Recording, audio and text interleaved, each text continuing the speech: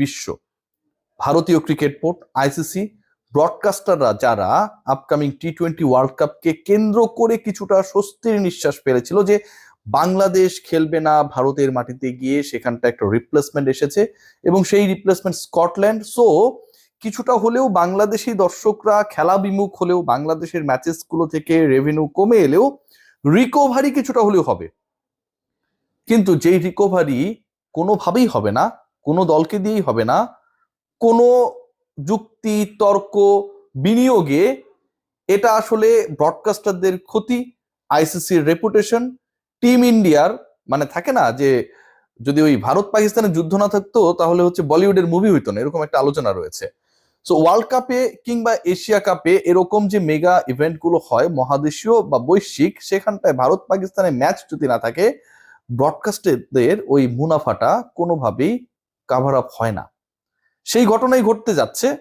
15 তারিখে ইন্ডিয়া পাকিস্তানের সম্ভাব্য যে ম্যাচের কথা ছিল, অনুষ্ঠিত হবার কথা ছিল, সেই ম্যাচটা অনুষ্ঠিত হচ্ছে না। পাকিস্তান বিশ্বকাপে ভারতের বিপক্ষে ম্যাচ বয়কট করেছে।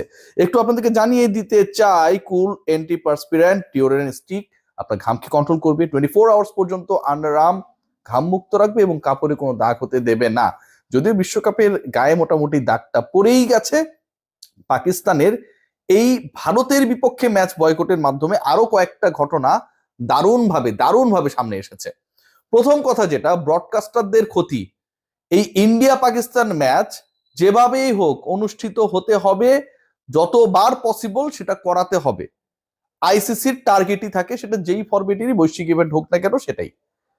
একই গ্রুপে রাখা হয়েছে দুই দলকে, তাদের গ্রুপ মেট হিসেবে যারা রয়েছে প্রত্যেকটাই চাম্পু চাম্পু দল, মানে কোনোভাবে ইন্ডিয়া পাকিস্তান যেন মিস না হয় to go through the next round. আবার একই সাথে এর থেকেও গুরুত্বপূর্ণ ব্যাপার যেটা, পরের রাউন্ডেও যখন খেলা হবে সেখানটাও যেহেতু তারা পরের রাউন্ডে চলেই যাবে, অবভিয়াসলি দুই দল মুখোমুখি হবে। যতবার খেলা হবে এই দুই দলের এবং ব্রডকাস্টাররা যতবার ব্রডকাস্ট করবে এই দুই দলের খেলা, তত বেশি মুনাফা। আইসিসির টেলিকাস্টিং রাইট বিক্রিতে তত বেশি ইতিবাচক সারা। সো ওই জায়গাটা একদমই আমার কাছে মনে হয় যে প্রথমবারের মতো বন্ধ হয়ে গেল। এই যে ইন্ডিয়া পাকিস্তান ম্যাচ, যেটা ভারত, যারা তাদের দেশ, তাদের স্বাধীনতা, তাদের ভূমি, এগুলো নিয়ে এত বড় বড় কথা বলে, তারা এই বিশ্বকাপের আয়োজক এবং তারা বাধ্য হয়েছে শ্রীলঙ্কার মাটিতে গিয়ে পাকিস্তানের সাথে ম্যাচটা হবে সেই রকম একটা পরিকল্পনা করতে ওয়ার্ল্ড কাপটা হয়েছে হাইব্রিড মডেলে। কারণ পাকিস্তান ভারতে যেতে রাজি না, তারপরেও ভারত রাজি হয়েছে যে ঠিক আছে আমরা খেলবো পাকিস্তানের সাথে, সেটা আমার দেশে না হইলেও খেলবো। কেন? যেই পাকিস্তানের সাথে এত বিদ্বেষ, যেই পাকিস্তানকে তারা পছন্দ করে না, যেই পাকিস্তানের সাথে রাজনৈতিক সংকট, কূটনৈতিক সংকট, সামরিক সংকট, সেই পাকিস্তানের বিপক্ষে কিন্তু ইন্ডিয়া খেলার সময় নিজের দেশে খেলতে না পারলেও অন্য দেশে গিয়ে খেলতে রাজি। কারণ হচ্ছে ওই প্রফিট, ওই আইসিসির কন্ট্রোলটা ভারতের কাছে, বিসিসি এর কাছে। এখন ভারত শ্রীলঙ্কায় যাবে ঠিকই, বা যাওয়ার যে শিডিউলটা রয়েছে সেটা পালন করতে পারবে না ঠিকই, কিন্তু খেলাটা পাকিস্তানের বিপক্ষে আর অনুষ্ঠিত হওয়া সম্ভব না। ওয়ার্ল্ড কাপ হাইব্রিড মডেলে করার অন্যতম কারণটাই হচ্ছে যে ভারতের মাটিতে পাকিস্তান যাবে না, ভারতের বিপক্ষে ভারতের মাটিতে পাকিস্তান খেলবে না। যেই মডেলে হাইব্রিড মডেলে ওয়ার্ল্ড কাপ হচ্ছে, সেই মডেলে ইন্টারেস্টিং পার্ট যেটা, যে ভারতের মাটিতে যেই পাকিস্তান যেতে চায় না, সেই পাকিস্তান ভারতের বিপক্ষে শ্রীলঙ্কার মাটিতেও খেলবে না। ভয়াবহ না? এরকম লজ্জা, এরকম চর ইন্ডিয়ার গালি দেয়ার সামর্থ্য একমাত্র পাকিস্তানি রাখে এবং সেটা তারা দিয়েছে। বাংলাদেশকে কেন্দ্র করে যে উত্তাপ তৈরি হয়েছিল, যে ইস্যু তৈরি হয়েছিল, এবং সেই উত্তাপটা শেষ পর্যন্ত এমন একটা পর্যায়ে গিয়ে ঠেকলো যখন বিশ্বকাপ আনুষ্ঠানিকভাবে শুরু হতে মাত্র 3 দিনের অপেক্ষা, এবং সেই 3 দিনের অপেক্ষায় এমন একটা সিচুয়েশন ক্রিয়েট হয়েছে যেখানটায় আইসিসি আলটিমেটলি লজ্জিত। আইসিসির ব্র্যান্ড ভ্যালু, বাংলাদেশ ক্রিকেট বোর্ডের ভ্যালু নিয়ে আমরা অনেক কথাবার্তা বলি যে বাংলাদেশ ক্রিকেট বোর্ডের ভ্যালু কমে যাচ্ছে, আমাদের বড় বড় ক্রিকেটাররা নেই, বাংলাদেশ দল টি-20 বিশ্বকাপে যাবে না, বাংলাদেশে এন্ডোর্সমেন্ট গুলো এখন ঠিক আগের মতো না। খেয়াল করে দেখুন, ভারত পাকিস্তান ম্যাচ যখন হবে না এবং যখন একটা দল, একটা দেশ এটা মেনে নিচ্ছে, ঘোষণা করছে যে আমরা ইন্ডিয়ার এগেনস্টে ওয়ার্ল্ড কাপে খেলবো না, ঠিক তখন আইসিসির ভ্যালুটাও কমে যায়, কারণ আইসিসির ভ্যালুর সবচেয়ে বড় যে জায়গাটা যেটা ভ্যালু অ্যাড করে সেটা হচ্ছে দর্শক, এবং সেই দর্শকদের আকর্ষণটাই হচ্ছে ইন্ডিয়া পাকিস্তান ম্যাচ কেন্দ্রিক। সেই দর্শকরা যে অর্থ ব্যয় করে বিভিন্ন মাধ্যমে খেলা দেখে সেটাও ইন্ডিয়া পাকিস্তান ম্যাচ কেন্দ্রিক, এবং এই ম্যাচকে কেন্দ্র করে যে ধরনের ব্রডকাস্টিং মুনাফা ব্রডকাস্টাররা এবং একই সাথে আইসিসি করে সেটাও ইন্ডিয়া পাকিস্তান ম্যাচ কেন্দ্রিক।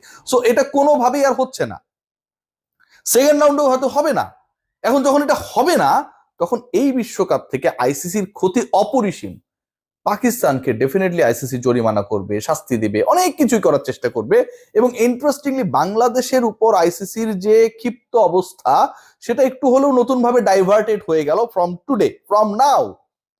কারণ তাদের সবচেয়ে বড় চটটা, প্রথমত বাংলাদেশ খেলছে না, বাংলাদেশের একটা বিশাল ভিউয়ারশিপ রয়েছে, আপনাকে ভাই এটা একসেপ্ট করতে হবে। বাংলাদেশের যে ভিউয়ারশিপ রয়েছে, ধরেন ইন্ডিয়ায় প্রচুর ভিউয়ারশিপ রয়েছে, 100 কোটি প্লাস, বাংলাদেশের কি 15 কোটি আপনার কাছে খুব ছোট মনে হয়? পাকিস্তানে 25 কোটি 30 কোটিকে কি খুব ছোট মনে হয়? এই যে 45 ক্রোর, অ্যারাউন্ড 50 ক্রোর, যদি বিদেশের যারা দর্শক রয়েছে এই দুই দেশের, তারা যখন ভারত পাকিস্তান ম্যাচ দেখবে না কিংবা বাংলাদেশে খেলাগুলো হবে সেগুলো দেখবে না, তখন কিন্তু এটা অন্য একটা সিচুয়েশন ক্রিয়েট করে যেটা আইসিসি কে বিশাল অঙ্কের আর্থিক ক্ষতির সম্মুখীন করবে, কোনো ডাউট নেই। বাংলাদেশের লাভটা কি হলো? বাংলাদেশের লাভ লসের হিসাবটা করতে গেলে মন খারাপ হয়। বাংলাদেশ বিশ্বকাপ খেলার যোগ্যতা অর্জন করেই তো বিশ্বকাপে গিয়েছিল, সেই বাংলাদেশ বিশ্বকাপ খেলতে পারলো না। সেই বাংলাদেশের মানুষ হয়তো এখন হ্যাপি হচ্ছে যে ঠিক আছে আমরা খেলতে পারছি না, ভারতের বিপক্ষে পাকিস্তান ম্যাচ বয়কট করলো।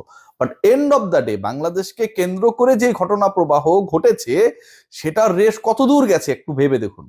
সেই রেসে ইন্ডিয়া পাকিস্তান ম্যাচ হচ্ছে না, সেই রেসে আইসিসি ক্ষতির মুখে, সেই রেসে ব্রডকাস্টাররা ক্ষতির মুখে, সেই রেসে পুরো ওয়ার্ল্ড কাপকে কেন্দ্র করে যে হাইপার ইস্যুটা থাকে যে ইন্ডিয়া পাকিস্তানের ম্যাচ মেগা ব্যাটেল, এবং যেই ব্যাটেলটার জন্য ইন্ডিয়া পাকিস্তান ব্যাটেলের জন্য একটা নোম্যান্স ল্যান্ড টাইপের জায়গা শ্রীলঙ্কাকে চুজ করা হয়েছে, সেখানটাতেও যখন পাকিস্তান ভারতের বিপক্ষে খেলতে রাজি হয় না, এটা ভারতকে এক কথায় অপমান করা, আইসিসি কে অপমান করা, এবং একই সাথে তাদের টোটাল যে কমার্শিয়াল মডেল সেটাকে হুমকির মধ্যে ফেলে দেওয়া।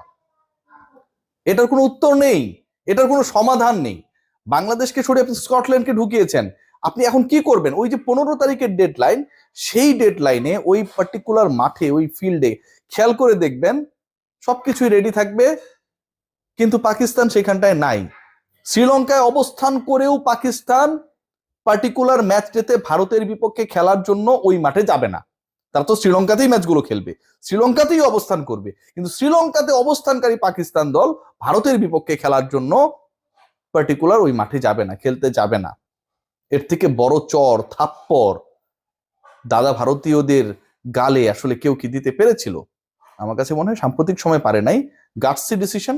বাট বাংলাদেশকে নিয়ে বিশ্বকাপটায় যদি পাকিস্তান যেতে পারতো, যে এলাইটার কথা আমরা দেখেছি সেটা যদি সত্যি সত্যি বাস্তবায়িত হতো, আনন্দের জায়গাটা হয়তো অনেক ভালো হতে পারতো। এখন পাকিস্তান ভারতের দ্বন্দ্ব দেখে আমরা আনন্দিত হচ্ছি, কিন্তু এই দ্বন্দ্বের ফল যদি এমন হতো যে বাংলাদেশ তারা তাদের ম্যাচগুলো শ্রীলঙ্কাতেই খেলবে, যেই দাবিটা আমরা তুলেছিলাম, সম্মান নিয়ে খেলবে, সেই বাস্তবায়নটা যদি হতো, তাহলে আমার কাছে মনে হয় 16 কলা পূর্ণ হতো। সবাই ভালো থাকবে।